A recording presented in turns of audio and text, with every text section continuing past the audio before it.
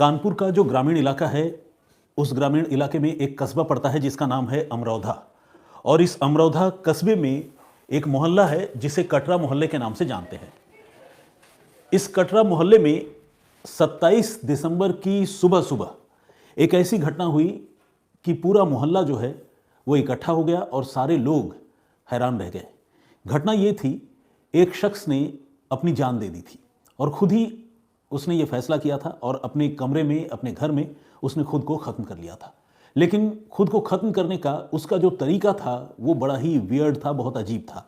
हालांकि खुद को ख़त्म करने का कोई भी फैसला जो है वो सही नहीं होता और उसे किसी भी एंगल से जस्टिफाई नहीं कर सकते, लेकिन आम तौर पर लोग अपनी ज़िंदगी ख़त्म करने के लिए फंदे का या फिर जहर का तरीका चुनते हैं। लेकिन उसने जो तरीका चुना था वो बहुत अजीब था। अजीब इसलिए था कि उसने एक तेज़ धार चाकू से खुद अपने हाथों से अपना गला काट लिया था। अब इस तरह की चीज़ें आमतौर पर थोड़ी नामुमकिन लगती है। इसलिए नामुमकिन लगती है क्योंकि जब आदमी इस तरह का कोई एफर्ट करता है तो out of pain, out of fear उसके हाथ कांपने लगते हैं और वो रुक जाता है। लेकिन यहाँ पर जिस ब्रूटलिटी से उसकी मौत हुई थी और जिस जघन्य तरीके से उसने अपने आप को ख़त्म किया था, अपना उसने गला काटा था, वो देखकर घर वालों के साथ साथ पुलिस वाले भी बिल्कुल सन्नाटे में आ गए, चौंक गए। सबसे पहले तो इस शख्स को खुद उसकी बीवी ने देखा। बीवी का नाम है शमा परवीन और जिस शख्स ने खुद को ख़त्म किया था उसका नाम है कलीम। कलीम की उम्र तकरीबन 42 साल की थी और वो पेशे से एक ट्रक ड्राइवर था।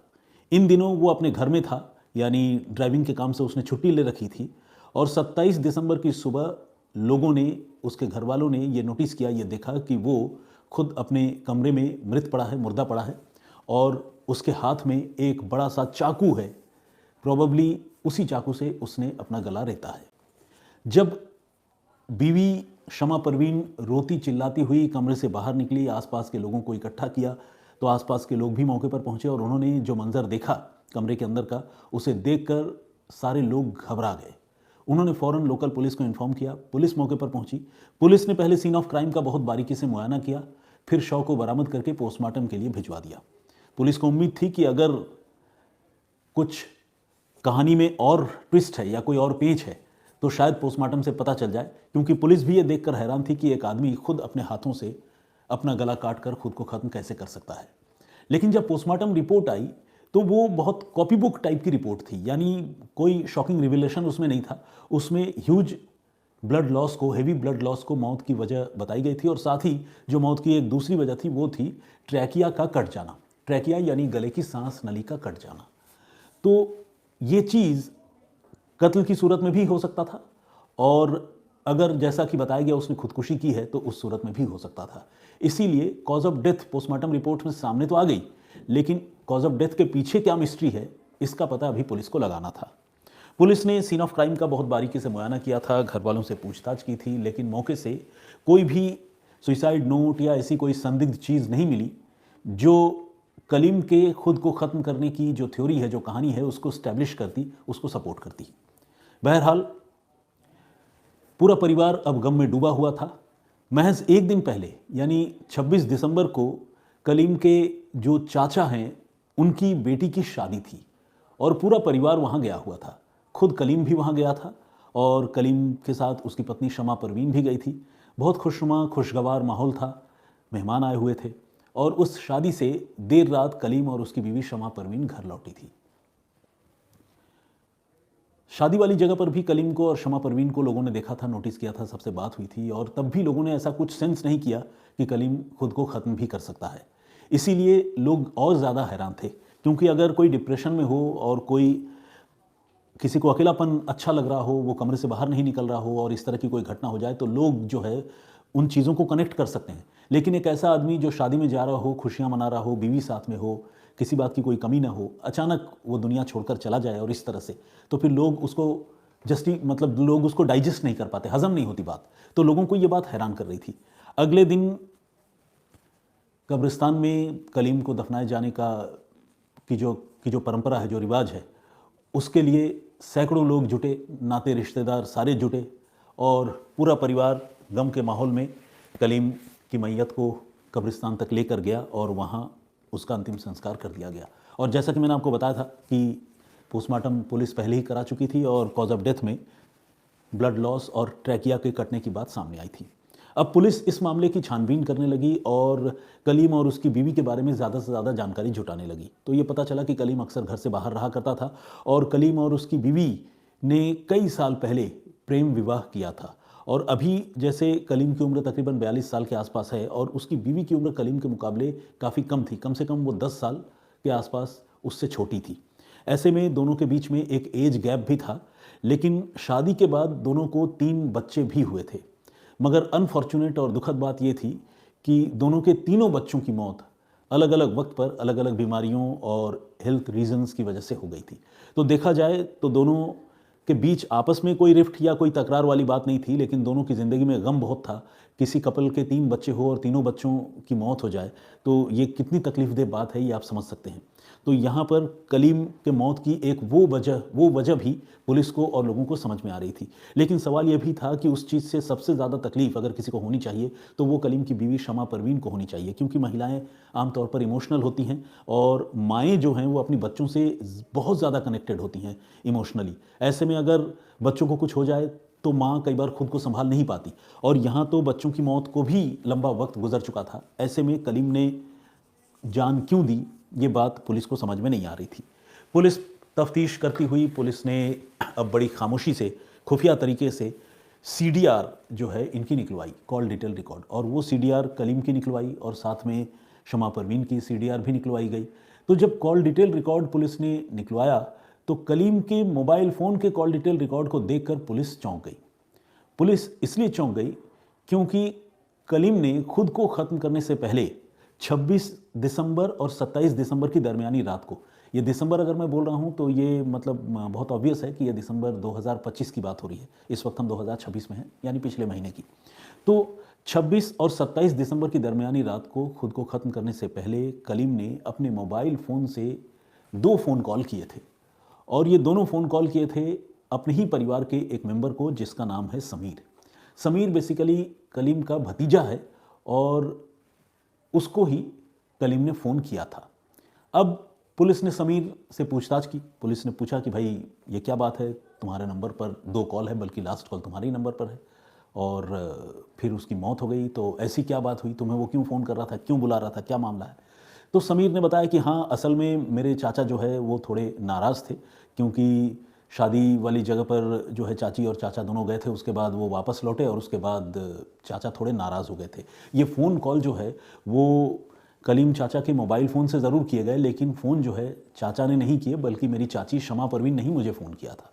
अब जब समीर ने ये बात बताई तो पुलिस अब इस फ़ोन कॉल की पहेली को सुलझाने में लगी। पुलिस को लगा कि अगर शमा परवीन से पूछताछ करेंगे तो शायद कोई और कहानी हो तो वो सामने आए। पुलिस ने कलीम की पत्नी और समीर की चाची शमा से पूछताछ की और ये जानना चाहा कि आखिर उसने अपने पति के फ़ोन से समीर को क्यों कॉल किया।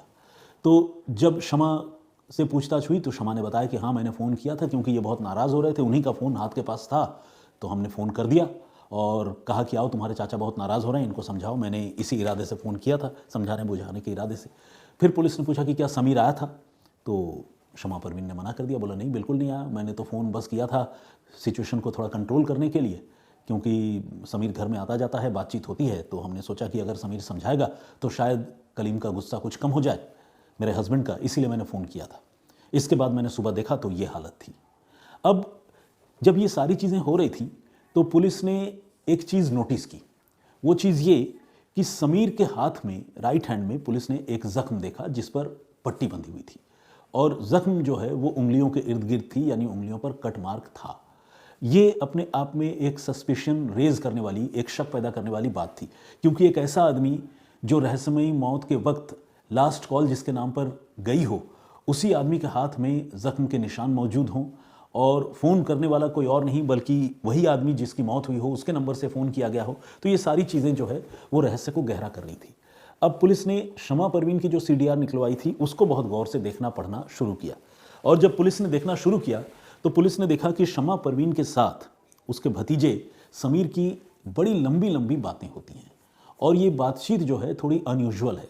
अनयूजुअल इसलिए है कि कोई भी आदमी किसी से अगर बात करता है तो अगर रोज़ बात करता हो तो मुझे नहीं लगता कि 5 से 10 मिनट से ज़्यादा कोई एक बार में बात करेगा, अनलेस एंड अनटिल कोई प्यार मोहब्बत वाली बात न हो।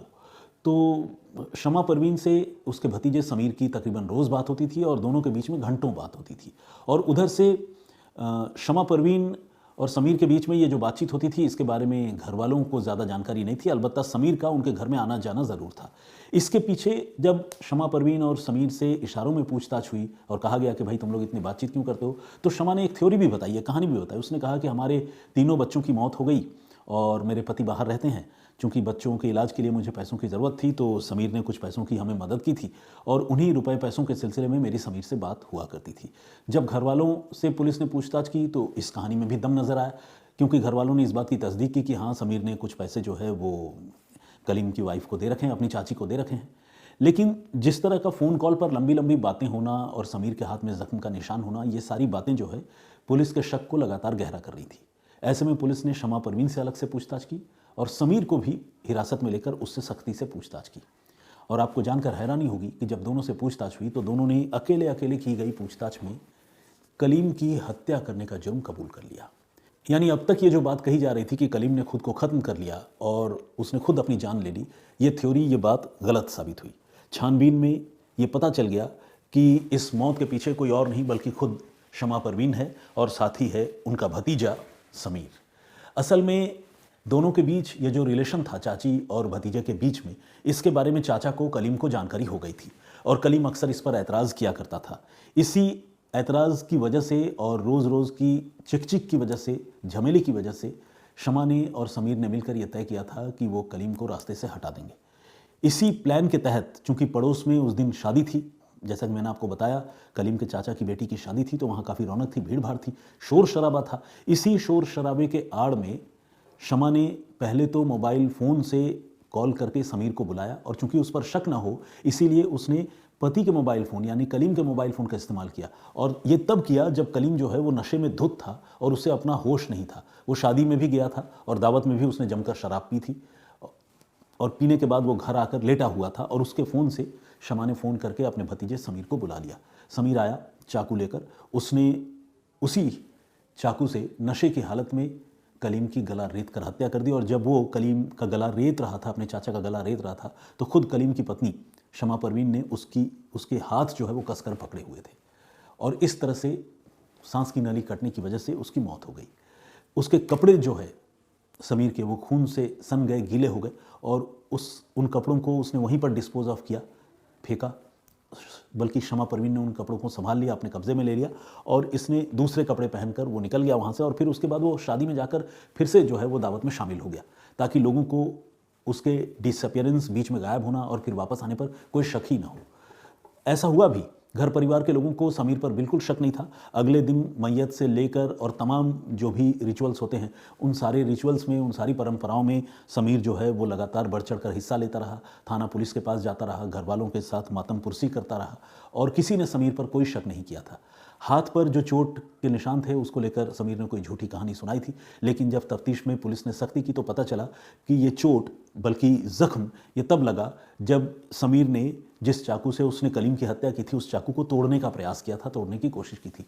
तोड़ने की कोशिश में वो चाकू उसके हाथ में लग गया और कट हो गया और जब कट गया तो फिर उसको लगा, उसने इरादा बदल दिया, कत्ल के इस मामले को अब दूसरा रूप दे दिया जाए और इसी इरादे से उसने वो चाकू जो है वो कलीम की हथेली पर रख दिया, ये दिखाने के लिए कि कलीम ने खुद को ख़त्म कर लिया है। और इसके बाद वो मौके से भाग निकला।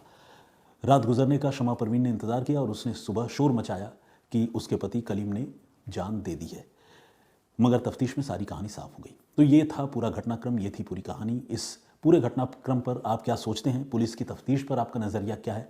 प्लीज़ हमें कमेंट करके ज़रूर बताइएगा।